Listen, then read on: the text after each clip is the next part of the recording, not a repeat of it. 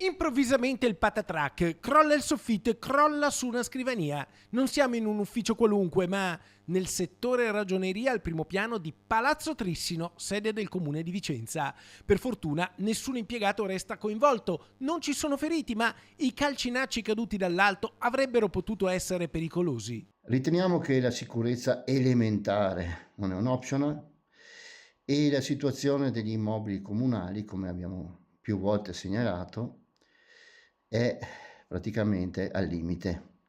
Chiediamo un intervento senza tante scuse e rimpalli e senza le scuse della mancanza di fondi, soprattutto dell'amministrazione, perché è inaccettabile che succedano queste cose nel 2026. Ovviamente è scoppiata la polemica. Dopo aver spostato i dipendenti dagli uffici della ragioneria, sono iniziate le verifiche tecniche sui soffitti per valutare l'entità del problema, se sia solo circoscritto all'ufficio dove c'è stato il crollo oppure se ci siano altri punti di instabilità. Immediatamente sono intervenuti i tecnici per valutare se esistevano altre situazioni di pericolo negli uffici adiacenti, ma fortunatamente l'unico punto in cui il distaccamento era stato riscontrato era quello dell'ufficio dove è avvenuto il distaccamento. Quello che è successo però ha portato la CUB a intervenire con decisione. Il sindacato chiede la massima sicurezza, sempre e comunque, per i lavoratori.